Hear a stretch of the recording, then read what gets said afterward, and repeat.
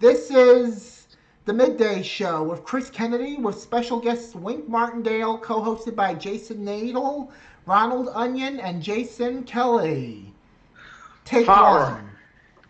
All right, here we go. Ladies and gentlemen, it's time for the Midday Show with Chris Kennedy. This week's guest, legendary game show host, producer, and creator, Wink Martindale. And now, here he is, the one and only Chris Kennedy. Thank you so much, everybody. How you doing, everybody? And welcome to our very awesome podcast. My name is Chris Kennedy. Welcome to the Midday Show, and here's my co-host with me. Good evening, good day, everybody. Jason Nadel here. How you doing, Jason? Fine. Yourself? I'm doing well, thank you. We are waiting on Ronald Onion and Jason Kelly to join us. Jason Kelly is who you heard at the start of our show. In the beginning, you've heard Jason Kelly announce, and hopefully he'll be coming along soon by way of a chat. And today we have, as you know, we have a special guest who I loved as a kid. As a child, as a little boy, he was my childhood idol. And yours too, Jason Nadel, I know. Oh, yeah. His name is Wink Martindale from Tic-Tac-Toe. Yes, game show host extraordinaire, along with radio personality pizzazz. Yeah. So how's everybody doing? If you have a comment or a question, Wink's not in yet, but when we start getting along, if you have a question or a comment for Wink, please feel free, and I want you to feel free to send a comment. I want you to feel free to send a comment or a question or whatever you have to say to him. Whatever you must say, anything you have to say to him, send it in our chat on YouTube. That's right, I read all the chats. And Jason, so if you have a question, I'm going to try to get as many people involved in this as possible. Yeah, and also, don't forget, for 4 years, Wink had also been the king of a card game entitled Gambit. Yes, Gambit, airing from 1972 to December 10th, 1976. And I remember Wink saying, what a lousy Christmas gift that was when Gambit was canceled. Yeah, that was a shame for him. And, oh man, I mean, he made a brief return in Las Vegas. Although I wonder if he ever played a few Las Vegas games while he was there hosting Las Vegas Gambit. Yes, I wonder if he did too myself. Yeah, I'm just curious. Yeah, and if being a game show host didn't work out, would he have gone back to doing a few spoken word hits? Absolutely, yeah.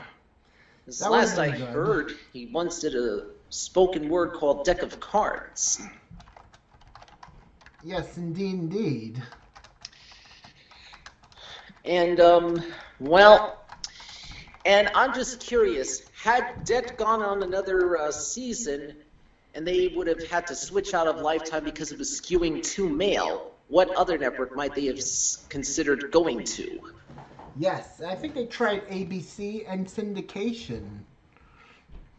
I just don't understand what those networks had to lose. Yes. Those and many more questions will be answered when Wink calls. We're going to try to get through many questions as possible, but here's what's going to happen. He only has a half an hour because he's extremely tied up today. Yes, that's right, folks. And as you know, however, I mean, Wink's got a pretty good doctor. I mean, with all that he had been doing all those years. Yes. I mean, when he first started hosting Tic-Tac-Toe for CBS in 1978, it only lasted just a couple of months until syndicators decided to get him in for another trial run, and this time lasted for another 7 years. Yes, indeed. Yeah, although I wonder what Wink really thought about Tom McKee, who won over $300,000 in cash prizes. Absolutely, yes. And also Kit Salisbury was one of the more notable ones too, and Tom O'Connor, who managed to really jump the pot to a lot of money in one notable episode. Heck, all notable contestants on Tic-Tac-Toe, yes. Yeah, oh man. This version had the most notable players. Yeah, and I remember Wink's wooden laden set. Yeah, and also the then up-to-date monitors. Yes, I love those Apple IIs. And today you would be able to recreate something like that with a PC. Yeah, or you Mac, could just even. easily. Single. It's just a shame that the Great Getaway game couldn't let Wink Martindale host the 1990 version of the show, and instead wound up with Patrick Wayne as a result, unfortunately. Yes. Now, honestly, I thought the Great Getaway game from 1990 was a great game show, but, I rather would have seen Wink do a revised Tic-Tac-Toe. Yeah, and, well, I was not that particularly fond of announcer Larry Van Nuys. They should have really tried to rope Charlie back into the driver's seat. Yes, I liked Larry. I think Larry is a nice person. He did a great job, but Charlie O'Donnell could have been a better fit for the show. Yeah, Charlie would have really done wonders, but it's a shame Wheel of Fortune just couldn't let him. He was busy doing Wheel, keep in mind. Yeah, that's correct. I like Larry Van Nuys. I'm glad he did Tic-Tac-Toe 90. He made the show watchable, even. Yeah, a little bit. And also I was told Larry was also a voiceover for local LA stations. Yes. And local syndicated programs. Definitely, yes. Yeah, and I often sit there and wonder, do you think Wink would have been better off with couples on Gambit or just single players like on Tic-Tac-Toe? I would have said single players. Yeah, I don't know why Merrill Heater decided to go with couples. Yes. Yeah, I mean, he had a brief return with Merrill Heater when he did the new High Rollers. Definitely. But it lasted only about a season, ending in September of '88. Absolutely, yes. Yeah. Although, I also found out that Dean Goss, the announcer, made mention of the fact that if a contestant wins 5 games, he win a brand new car, one of which included a Jeep Cherokee. Yes, absolutely. And as a matter of fact, when I was looking at that Jeep Cherokee, I said, looks just like the one on The Price is Right from that year.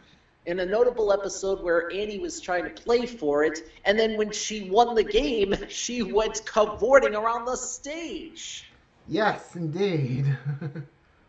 Yeah, but about a few months earlier, a firefighter named Russell Robinson was playing for a similar-looking model of Jeep Cherokee Chief, and he too won it, playing 5 price tags. Yes, indeed. Yeah, and but believe it or not, it was actually a coincidence, because on Tic-Tac-Toe, whenever a contestant wins 5 games in a row, they also win a brand new car. It could be a Buick Skylark, it could have been a Buick Century, or even a Chevrolet Chevette, or a Pontiac Sunbird. Indeed, indeed. And well, then again, that was also true for other Barry and Enright shows like Bullseye and The Joker's Wild. If a contestant wins 5 games in a row, they win that car. Yes. But I find out that as much as I love the audience participation game later on in Barry's run, I'm sorry, it kind condensed the games a little bit too short. If they'd have gone back to maybe the 72 to 75 run, would have been all right. Yes. I like But how they it's- do it, the audience games, like, as part of a sweeps, you know? Yeah, I mean, yeah, sweeps are nice, but sometimes I feel they're a little too gimmicky. Yes. All they want is to get attention from those kinds of gimmicks, but sometimes may not be the best option. Yeah. And I'm sorry to say that when it came to that audience participation part of the show, I said, did you just step onto The Price is Right? Yes. It was similar to The Price is Right, yeah. Even the contestants looked similar to those at the time. Yes, absolutely. In fact, I was like watching a few episodes, and while it's true that these contestants are just in the audience, but they don't look like they were in their street clothes. It looked like they were just working. Right on, yes. Looked like they were just working from in the early '80s. Absolutely. Although some of them still had polo shirts at times. Yeah. Yeah, definitely. But I really love the look of a sweater over an open-collared dress shirt. Yes, me too.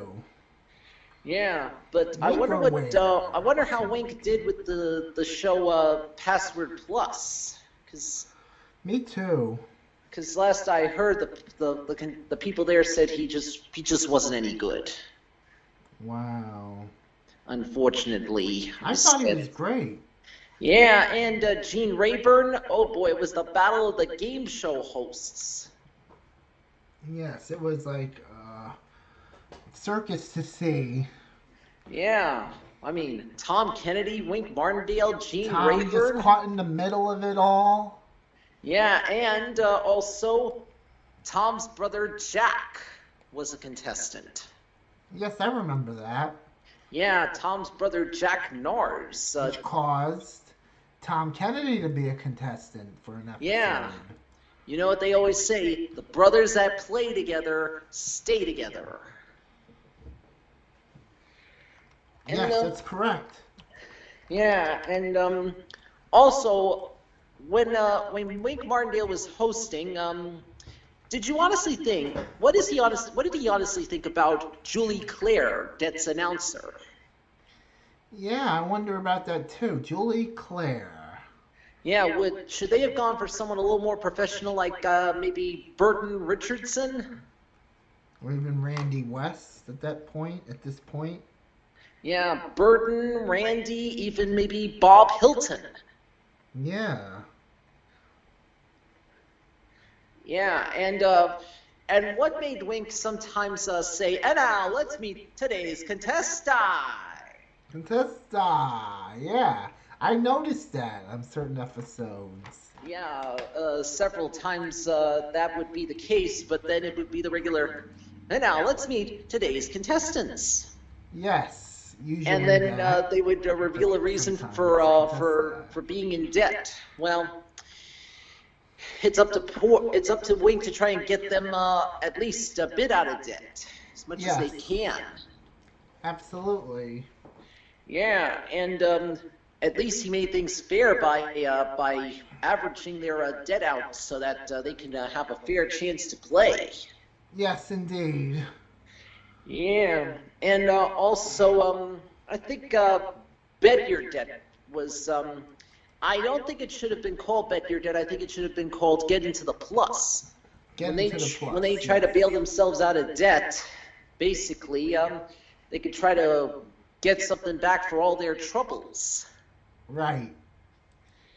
They know enough about the field of pop culture. Like, once it was Sesame Street characters, other times it was like Melrose Place or even Friends. Yes, indeed. But at least the writers kept Wink a bit more in the present with the show Friends. Absolutely. And Melrose Place. But I wonder if Wink ever met Ben Stein and Jimmy Kimmel. Yes, Ben Stein and Jimmy Kimmel. Yes. Yeah, because Ben and Jimmy were hosting their show Win Ben Stein's Money at the same studios, Hollywood Center Studios. I wonder if it might have been next door to Det. It probably was. Yeah, and then they might pass each other by, perhaps. And now Jimmy's got his own late-night talk show, Jimmy Kimmel Live. But I don't think he's getting any younger going on like this. Yes. You don't see him getting any younger, Jimmy Kimmel, right? Yeah, Jimmy. I know. Neither do I Jimmy Fallon. They're like in their 40s, but don't seem to attract the young crowd, us millennials, that much. Yes. Unfortunately, they've been trying too hard. Yes, they have been trying too hard. Yeah. I mean, oh man, I was like watching, of all the times I've spent seeing Tic-Tac-Doe, I wonder what Wink was thinking when they had that dragon round at first. Yes, the dragon round. Yeah, because I wonder how that might have fit in. Yeah, with the Tic-Tac-Doe game. Yeah. And also, Fridays are hat days, and usually Wink would wear a very cheesy-looking hat, like a trucker's or or one with a dragon on it, or even like those sweater masks, ski masks that a lot of burglars use when they hold up a bank. Wow, Wink wore those ski masks? Well, a big old hat that kind of went over his eyes, and he went staggering around the set. That looked like a ski mask, right? Yeah. Yeah, I know. Yeah, and I know, yes. Well, and Yes. man, you know, he looked so debonair in a tuxedo on the show Det. Debonair, yes. Yeah, and oh man, oftentimes, well, I wonder why the producers went on Wink Martindale and not Peter Tamarkin because of the humor of the categories. Yeah, perhaps. Because the humor of the categories would have been a little more befitting for maybe a 30 to 40 something. Yes. And most of the contestants there were about that age, I'm sorry to say. Yes, guess what? Wink Martindale's calling us right now. So let's go to him. We were saying? Yes. Hello, this is Chris Kennedy's Midday Show. Hey, Chris, it's Wink. How you doing, Wink? Fine. We're very excited to have you. Yeah, you Well, and I thanks. both. Delighted to be with you. Thank you, Wink. This is my co-host Jason Nadles joining us. Hello, Wink. Hello there. Wow. Wow, you come a long way. Yes, he has come a long way, right, Wink, after God? Well, I don't know how long I've come, but I've been at it a long time. I do know that. Yes, probably like 5-6 years in radio and television. 5 or 6 years? Decades, I mean. What am I saying? You know what I mean. 5 or 6 decades in television and radio. More like 50 or 60. Start it. I've got a limited amount of time. All right. Wink. First of all, I want to say hi to your wife, Sandy, and your family and your pets. How's Sandy doing? Everything's fine. Sandy's great, and our 2 chihuahuas are great, too. That's good to hear. Chihuahuas. Yes. Holy chihuahua. 2 of them. Yes, definitely. And also, I've been friends with Sandy K. Stevens, Sandy's childhood friend with Elvis for a long time. That's right. He dated her for 6 years. That's right, yes. See, Wow. I've been studying, yes. Wow, speaking of Elvis, in all honesty, what were you thinking when Elvis did his Hawaii concert? Yeah, great question. Well, I loved the concert. He performed that night by satellite to over 1 billion people around the world, so it was a first. And he never looked better. I think he looked better on that concert than at any other time in his entire career. Amazing. I agree. God bless Elvis. and also that '68 comeback. Yeah, that was a great show at NBC, and of course, we just celebrated the 50th anniversary of that comeback special. As you know, he had been doing movies for almost 10 years, those lousy movies, most of them, and he was talked into doing actually a Christmas special at NBC. It started out to be a Christmas special, but then it turned into a special where he just recreated all of his songs that he had recorded over the years. And it turned out to be a huge, huge program sponsored by Singer Sewing Machine Company. Great special, and I think probably the best thing he ever did. It started him all over again, realigning himself with his public.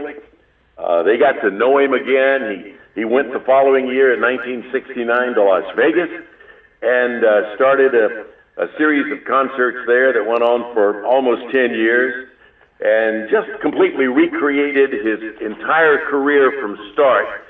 And it all started with that '68 special at NBC.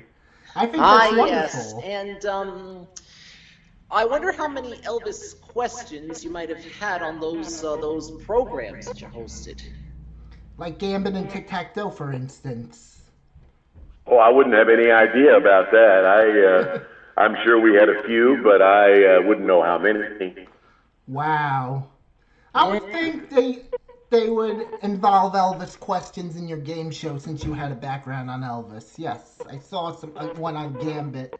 Las Vegas Gambit. What's the question? I think, it was a little too hot for television back then, so I don't know if I should say it. But it had something to do with drinking or something, but I don't remember what it was, but I remember seeing it on maybe on one of your YouTube episodes. I have no idea what you're talking about. All right, no problem. Well, I do remember recalling one of those questions used on... or something similar to that. Maybe I'm baffled, but let's talk about Gambit, for instance. I have a question that me and Jason Nadel cobbled up together. Whose idea was it to have couples on the show, whereas opposed to single players competing against each other? What's the question again? I'm sorry? I'm sorry, Wank. My connection's pretty bad. Let me fix it. On Gambit, we know that there were married couples competing against each other. Yes, that's correct. But whose decision was that to have married couples versus single couples? Or what would it be like if there were single players. Excuse me.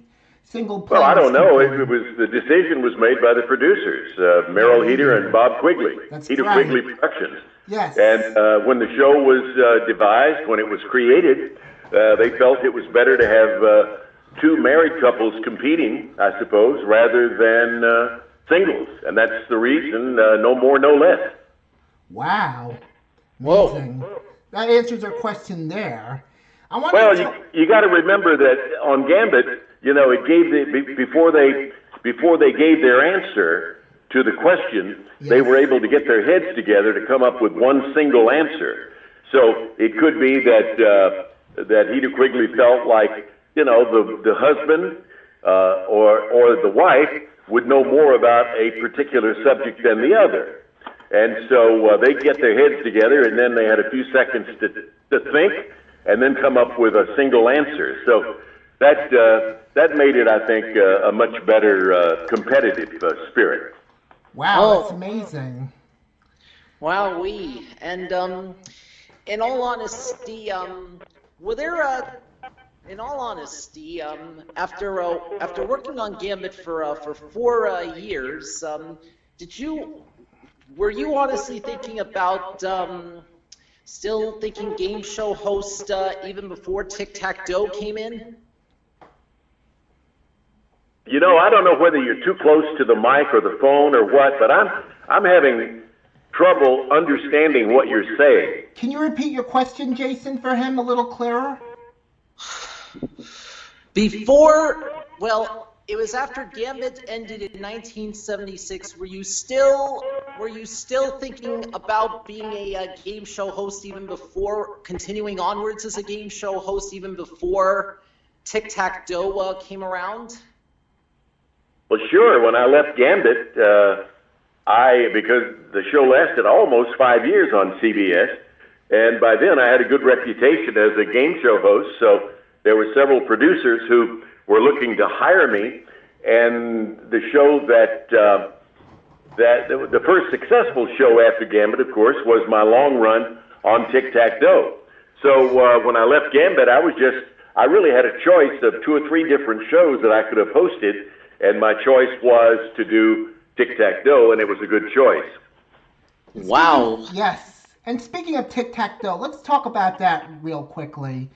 What is Tom McKee up to these days? Tom McKee lives in the East.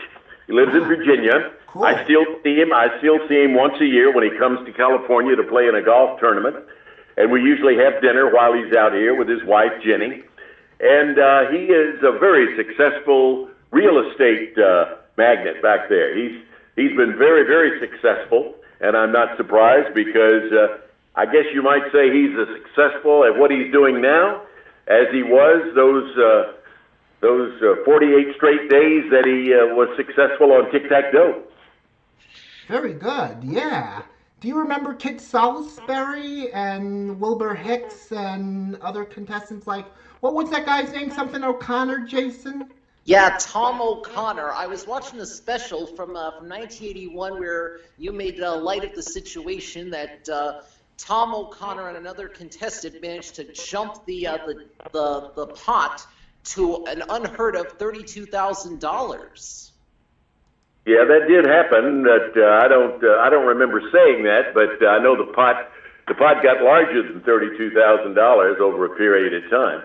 But yeah, it was always fun when the pot got big because that made the competition even that much fiercer.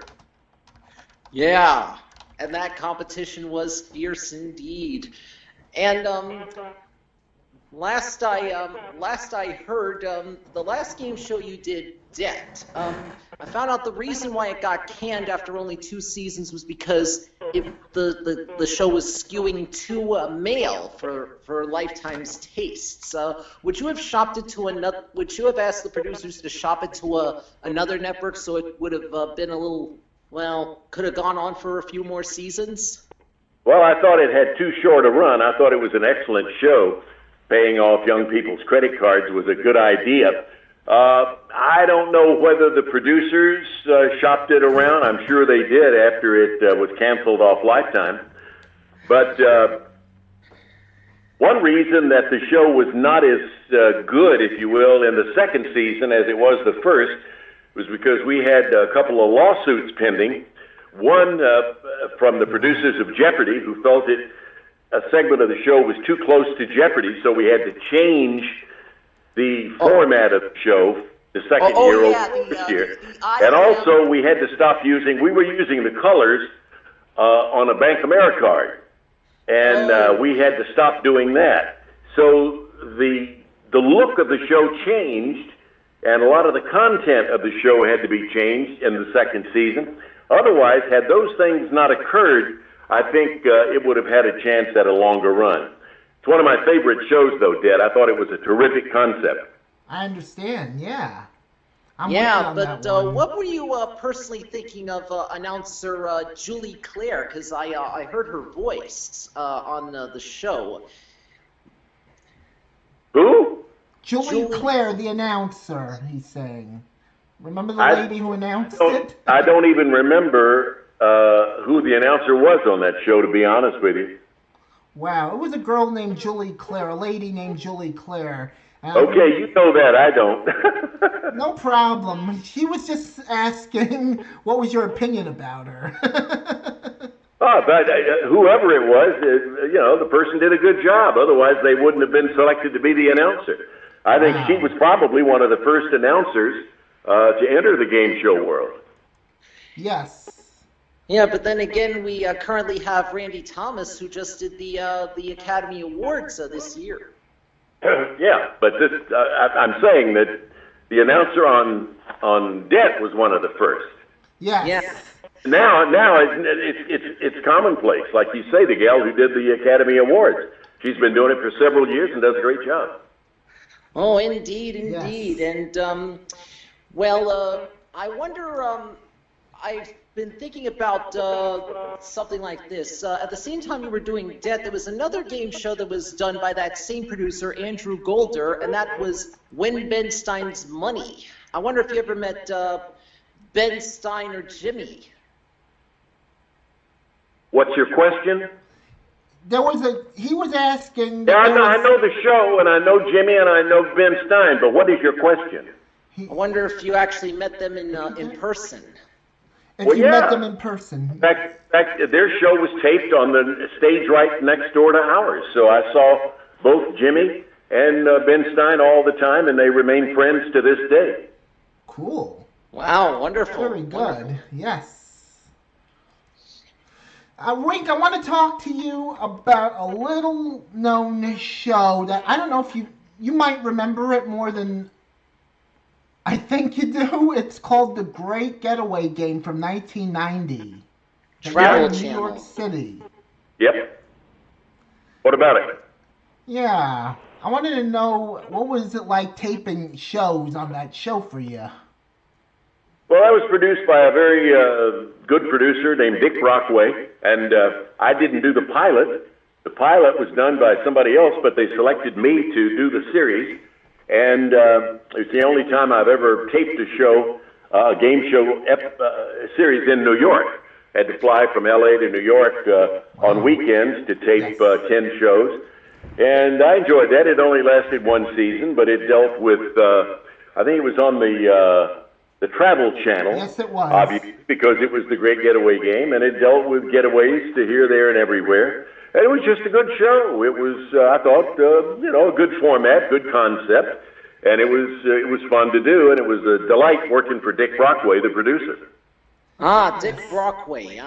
Speaking of which, I know who. You remember the gentleman when you left for Headline Chasers, Tic Tac for Headline Chasers in 1985, 86? Jim Caldwell, who filled in the void on Tic-Tac-Toe? That's who hosted the Great Getaway Game pilot. That's correct. You're exactly right. Thank you. Do you think that's a coincidence in that case, Wink? I tell you what, since you got that correct, you win a brand new car. I wish. That'd be nice. Would have been nice. Yeah. And I've been aware that Barry and Enright's little thing was every time a contestant wins 5 matches in a row on your show and the Joker's Wild, they would win a car. Yeah, Tom McKee, as a matter of fact, won 8 cars. He was on so long. 47 straight days. He won $317,000 in change. 8 automobiles, all of them were Buicks. He sold them all except one. He gave his one to his brother, who was a missionary in Africa. He sold the other 7 and bought himself a Mercedes. And to this day, he still has the personalized license plate that says Tic Tac. Tic Tac, yeah. Yeah. Tom's a good guy. Good guy. Yes. Yeah. I agree. Good friends I once asked Dan Enright why he was so good. Dan said he was the quintessential contestant. I said, why? He said, well, he wore the uniform of our country. He was in the Navy. He was a pilot stationed down in San Diego.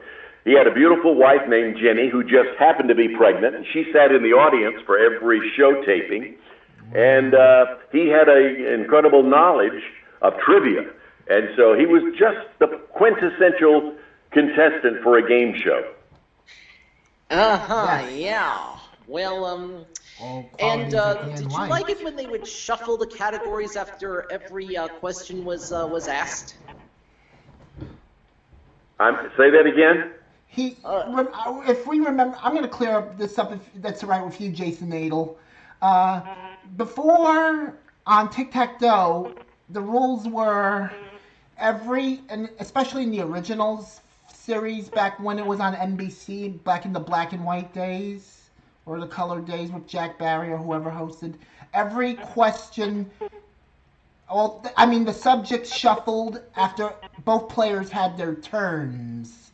But sometime in like the middle of 1979, I would say, the subjects shuffled after every player had every turn. Like after each player had their own turn, the categories would shuffle. Yeah. What were your thoughts about that? How did it affect gameplay for you? Didn't affect any gameplay for me. It was just the way they played the game, and the fact that it shuffled after couples answered questions, or after individual contestants answered their question. It didn't matter one way or the other. It was just a method to move the categories around on the board, but it didn't matter to me one way or the other. Wow. Whoa, Was that your question, wow. Jason? Did I clear that up for you, Jason Nadel? I think so. Yes. I want to talk to you a little bit about your audio biographies that I've heard on Stu's show. I think they're a nice thing to listen to, like those narrative words. So what is your question? I just want to make mention of those. Are you thinking about doing any more audio biographies in the near future? Any more what? Audio biographies, or narrative writings, or narrative recordings like you did back in the day. Well, I did audio biographies on artists when I was on radio at KMPC in Los Angeles, where I did an hour or two special on a particular artist like a Neil Diamond. But you may be talking about narrative recordings. I've done a lot of narrative recordings over the years. I had a million seller with a record called Deck of Cards, story about a soldier who used a deck of cards in church because he didn't have a Bible.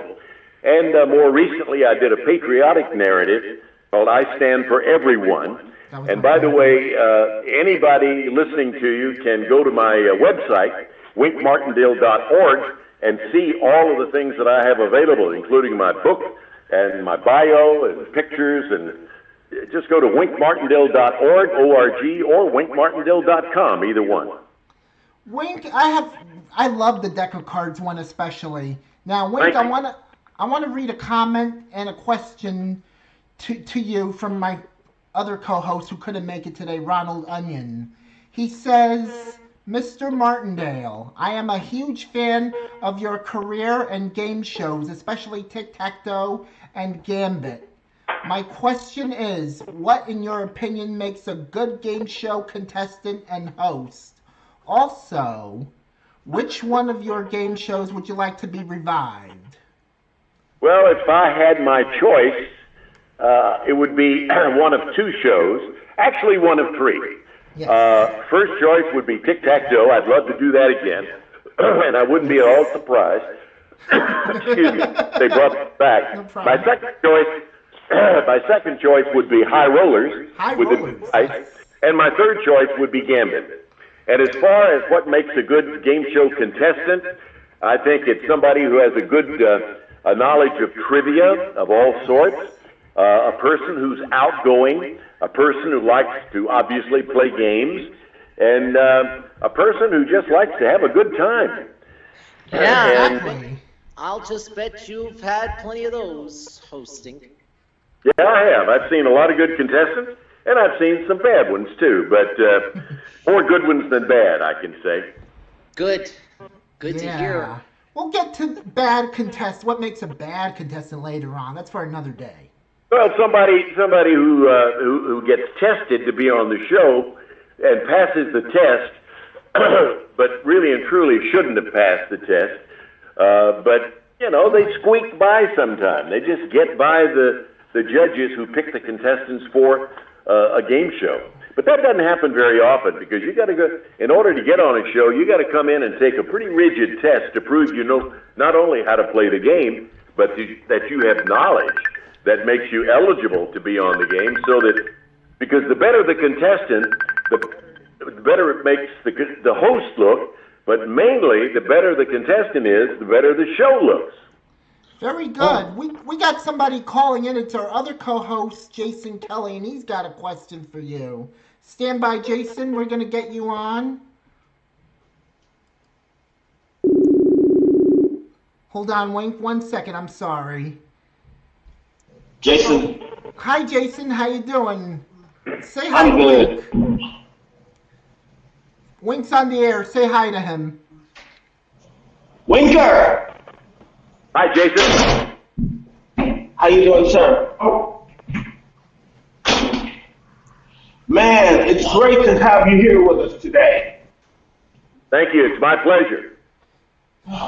Man, let me tell you, tic-tac-toe and high rollers. Those are my favorite game shows from you. Well, good. You have good taste, my man. You have very good taste. And definitely, I would love if I ever get to California and want to be an announcer, I would love to work with you. That's right. Especially if tic-tac-toe ever were to come back, either tic-tac-toe or high rollers to come back again. Well, Maybe thank even you very Gambit. much. I appreciate that. That's very nice of you. I appreciate it. Because I want to keep that legacy going. Hey, Jason. And Dean Goss, let me tell you about this man. He Yes. is a blast to have. He even did my 30JK intros for my Blog Talk Radio podcast.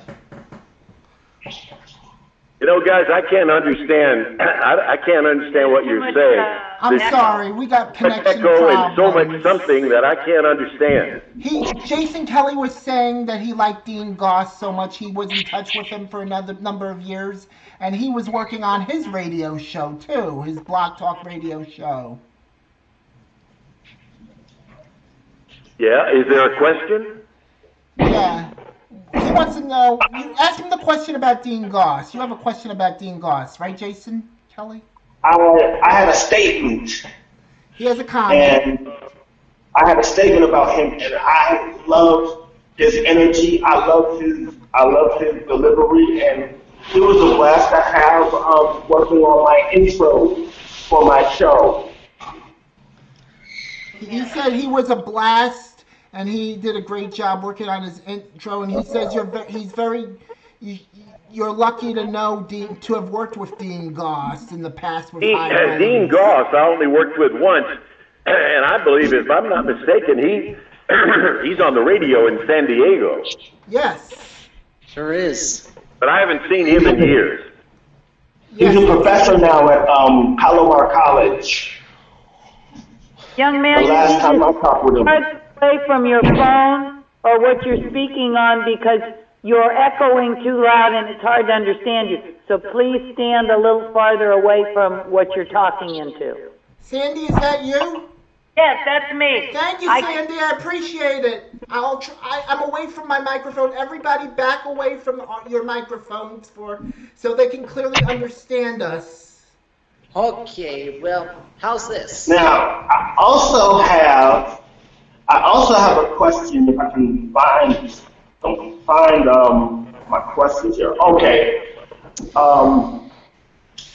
Other than tic-tac-toe and high rollers, any other favorites you posted back then that you wouldn't mind hosting again if you had a chance? Hold on, Jason Nadel. Jason Two of Kelly you has are a question. talking at once. I'm hearing Everybody's- voices at once, so we can't understand. Everybody's talking at one time, Sandy says, so everybody needs to speak at one time. Sorry, we're on different parts of the country, so it's hard.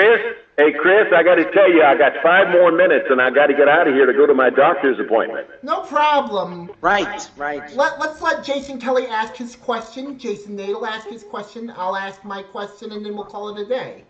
Okay. Jason Kelly, go first. Other than tic-tac-toe and high rollers, any other favorites you posted back then that you wouldn't mind posting again if you had the chance? High rollers. Yeah, high rollers. I'd love to do high rollers, and I'd also love to do Gambit again. And I also would like to do my own show, which I produced and created, called Headline Chasers. I always thought that was a terrific show. I left tic-tac-toe to do that. Unfortunately, it was only on for a year, but it was a terrific show. Yeah, I agree. Jason Nadel, do you have a question for Wink? Repeat that for Wink again, your question that you had for him. Your turn. Well, Here you go. Well, with you and Jack Barry had been good friends, but how do you try to remember Jack? I mean, the last time Jack was on the air was in 1984, but unfortunately he passed away. What do you do to try to remember all the good times you had with Jack? In case you didn't hear, Wink, I'll repeat the question for you. Jason Nadel says that you were great buddies with Jack, working with him on Tic-Tac-Toe, because he executive produced it, but he passed on in 1984. What are your fondest memories, or what do you do to try to reminisce about Jack Barry? Hold on a second, I'm sorry. Let me mute the mic. I'm sorry. Jason, can I get back to you in a second, Kelly? Yeah. I'm going to let you go because the audio's too. Let me get back to Wink. I'll answer that question if you want me to. Yeah, go ahead, Wink. I'm sorry we got interrupted. Okay, this is my final answer. Jack Barry.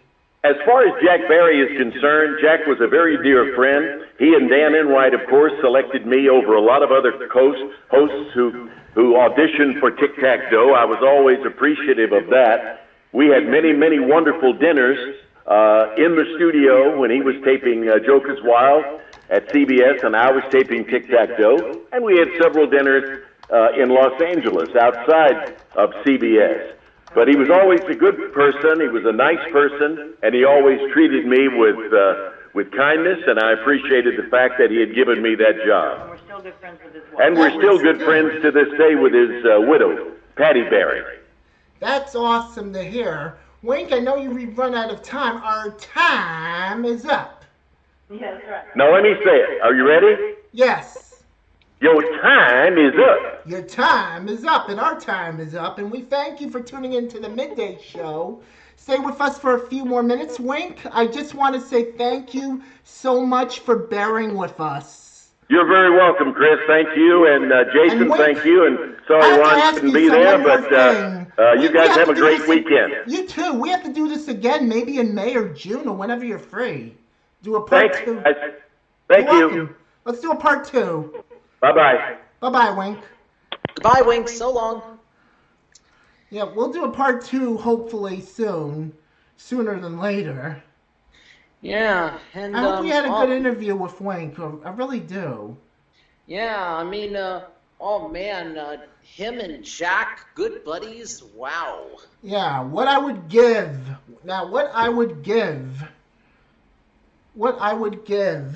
to... I'm going to ask him another question on the offset in the email, like maybe during Monday, because I had one more question to ask him.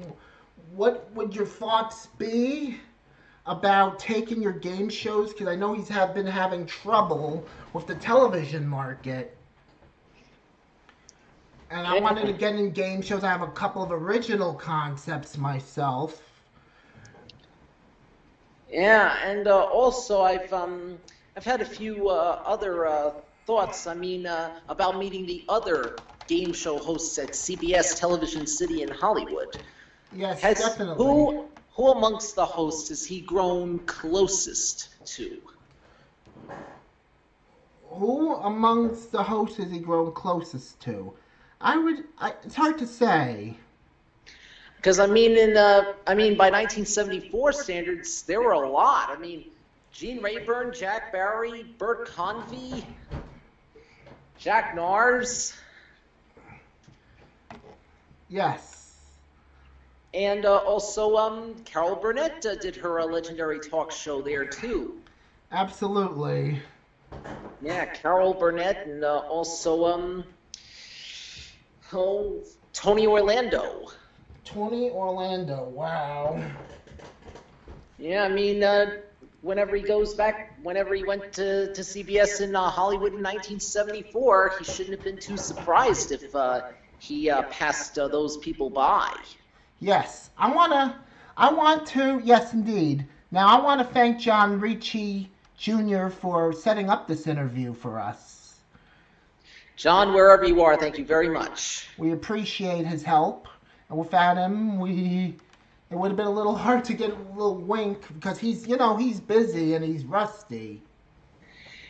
Yeah, You like could tell he's unfortunately- rusty with his memory, but he did remember Jim Caldwell at least. So I try to bring him up on the up and up. And I have to do my reading too, it seems. And also, oh man, him and Ben and Jimmy kind of makes him feel at least a little younger inside. Yes. Definitely. Now I want to say it's like I want to talk to you about some of the guests we plan to have on the show.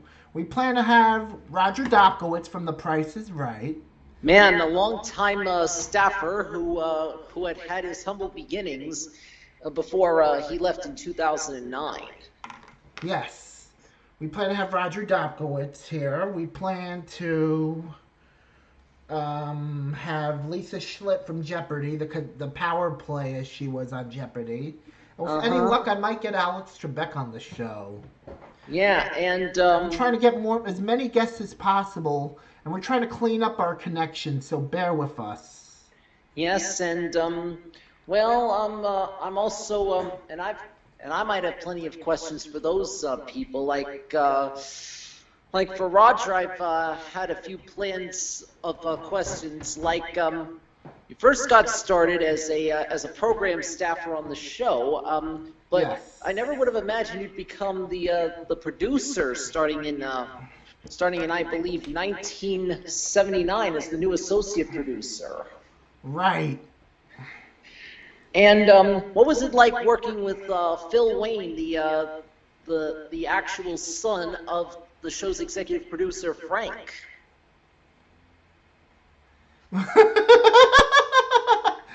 Oh my God. Yeah. Frank. I'm sorry. I just got a little bit of a flash time. Got a little bit of spitting image of Wink when I was saying, "Yo, time is up." Yeah. Jason Nadel, do I remind you of Wink Martindale in some ways? I think I remind myself of Wink A Martindale. little bit, yes. And I Smile, the left-handedness. yeah. We have to have him back. We're gonna do it. We're gonna work on that. And also, I've realized that a lot of game show hosts wore Botany 500 in the 70s and the 80s.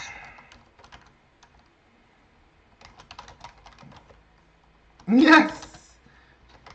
Yeah. I and, like also- Sandy Martindale. Yeah, and when he first started, it was Andrew Palick when it was on Gambit. I love Sandy Martindale. I mean, Sandy's my friend. And Sandy K. Stevens. We're going to keep in touch, all five of us, me, Wink. All four of us, me, Wink, Sandy, and Sandy K. And you, Jason. That's makes and Ronald. And, yeah. I think it's fun that we get ourselves a group here, a little bit of group going on our leisure. Yeah, and I was also thinking this to myself about Roger. I mean, what could have caused The Price is Right to have to go in a drastically different direction when it was already being the success that it already was, even though Fremantle Media has control of it now. Yes. Roger, yeah. I liked Phil Wayne, and Frank Wayne was a terror to work with. Phil could have been a terror too, but I liked Roger the best. I thought he knew what he was doing. Yeah, I think Roger should have been the new executive producer, along with Kathy Fingers Greco. Yes. Now I have a field trip idea, Jason. I have a field trip idea. Would you like to go with me if you're free and if we're available and if we can do it? We should take a trip to California, you know? Maybe. But I'm kind of bogged down with a bit of work. Let me know when you're free if you ever are. Yeah. We can do a trip number 2, you know? Yeah, and by the way, I've realized that oh man, when I was looking at a show called The World's Best on CBS, the recent show with Yes. Jim Corden, surprise, surprise, taped at CBS Television City. Absolutely. But they should have kept it classy, though, instead of just a little raunchy and just said, "And now, from Television City in Hollywood, CBS presents the world's best, with your judges, RuPaul, Faith Hill, Drew Barrymore, and the Wall of the World, 50 representatives from around the world.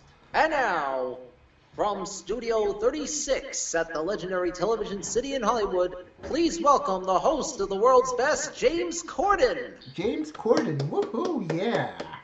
You know, I'm really lucky to have met Wink many years ago through the use of email and the internet, and now we're personal friends thanks to this interview. I like Sandy because she kept in touch too. Yeah. Many say I'm a lucky kid, you know? Yeah. Oh, man, and it's just a shame Det couldn't go anywhere due to it being on Lifetime. Yes. And remember the Jeopardy, it was similar to Jeopardy. It was the IMUR format. IMUR format, right. Yeah, but if it weren't for those lawsuits, it could have gone a bit easier for Wink. Yes. Yeah, if they'd just kept their fingers out of the pie. Yes, absolutely. Yeah, and it's mostly about pop culture. Yes. Most of these questions, like, sometimes it was during Wink's time, but most of the time it was during those contestants' times. Right. Well, we're going to talk. Go ahead, Jason. What were you going to say? Because most of the contestants, I'm sorry to say, were mostly 20s to 30s. Right. Absolutely. Well, we're going to keep talking for a little while longer, but that's our show for today. We want to thank you for tuning in. We have to get going soon, but we hope to do a nighttime podcast in addition to this one tonight. Thank you very much, and we will see you again very, very soon. And here's Jason Kelly with our closing. You have been listening to The Midday Show with Chris Kennedy. Thanks for tuning in. Hope to see you all here again next time. This is Jason Kelly speaking.